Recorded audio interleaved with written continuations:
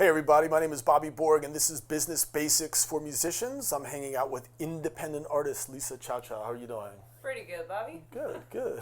Happy to be here again. Did I say that wrong? No, you got it. Well, almost, but you got it this time. Okay, good deal. Lisa Chow Chow. Lisa Chow. Chow.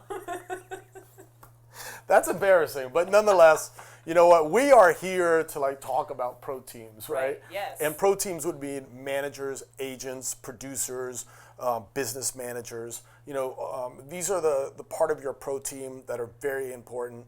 And so you're going to ask me some questions about that, right? Well, okay. Where do you start? I mean, how do you even get a manager? Okay, managers, yeah. I mean, managers, I think, are on the minds of every developing independent artist. We need a manager. We must get the manager because the manager does all these wonderful things for you. They're going to invest in your career. They're going to actually book gigs for you. They are going to, handle in the corner and put up flyers and promote you. And, there's this idea about managers that they're going to come, save the day, essentially. Here's the reality. You are your own manager. At the beginning of your career, again, you need to be proactive. You need to roll up your sleeves and you need to manage yourself. You need to get yourself into a room and write a body of good material. You need to actually try to maybe find other people that you can co-write with. You need to go out and play and perform in front of people and try to figure out your sound and your brand and what it is that you're trying to do.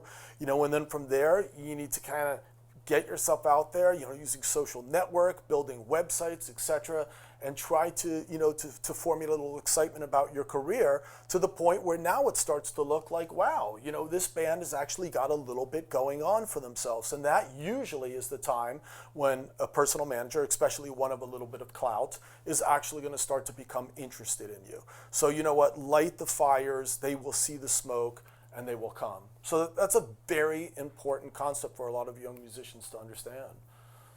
So they're not going to book you. Who is going to book you? What does an agent do? I mean, there's so much that I don't know about this. Okay, well, there's, not to get into it in this particular segment, but there's a lot of legalities that come along with, who actually does the booking. But in essence, just to make the point clear, it's not the personal manager and it is the booking agent. But the same thing again.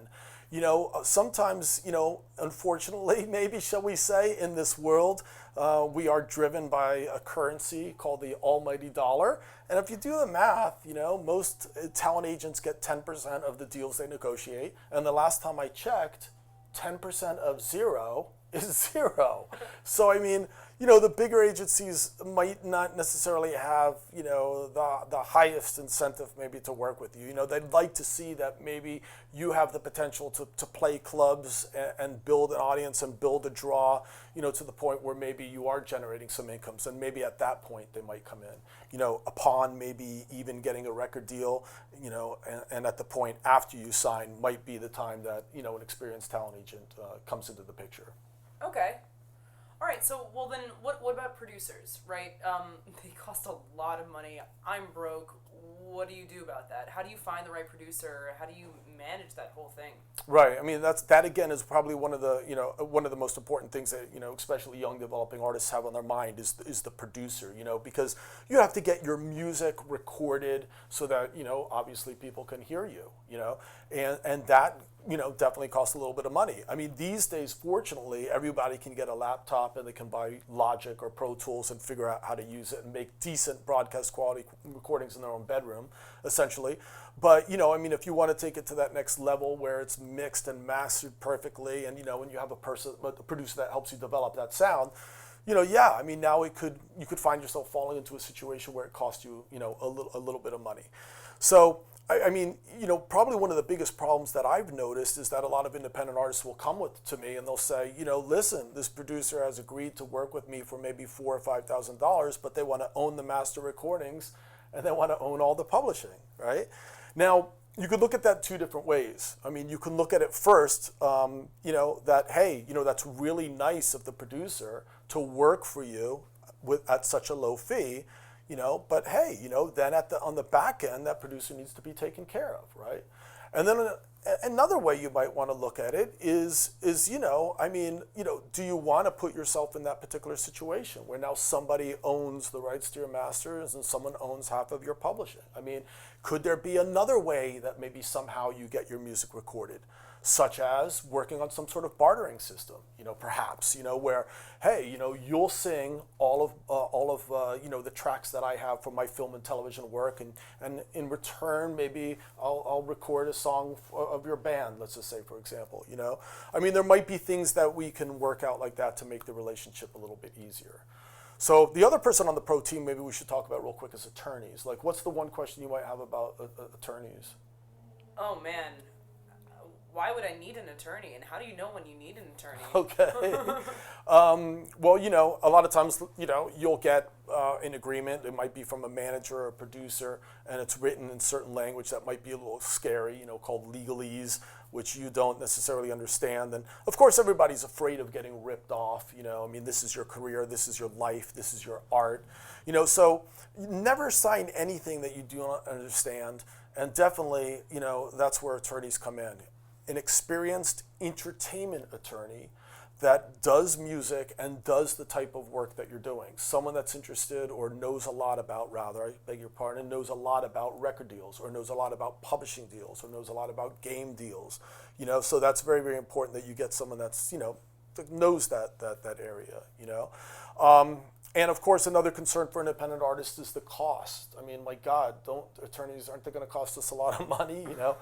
We can barely afford to pay for our rehearsal room and top ramen every night, and now we have to give an attorney $300 to negotiate some deal for us, so that could be scary as well. But there are attorneys that might, reduce their fees for independent artists and might, work on what's called, a flat price. They'll look at a contract for a flat price of, $200 or something of that nature. That's probably the best case scenario. I like to avoid working on hourly basis. I like to avoid a thing called the retainer, with all due respects to the attorneys out there. That's kind of like, giving them the credit card and saying, okay, go work for me and just, use the credit card. Sometimes I have found in my personal experiences that sometimes, the money goes fast and the bill can look pretty scary at the end of the day. So, there's a lot that you can do on your own. You can buy the number of great books out there. You can actually, look on the internet and scour for the basic information just so you have an understanding of the terms. And you'll start to see a lot of these things, and you can ask the right questions. And that also will help when you finally do hire an attorney. It's really going to help your relationship with the attorney as well, because they're not going to have to explain the most basic things to you, Right. So that's essentially, pro teams. I mean, very, very important that you understand not only what the pro players do, but you also understand when to get them, which I think is pretty much what's been the subject, today in this segment. In the next segment, what I want to talk about is deals and dollars, and that is like music publishing, merchandising, live performing, record deals, etc. So we're going to talk probably about publishing, right, when we get back. So thanks very much, you guys. Take care.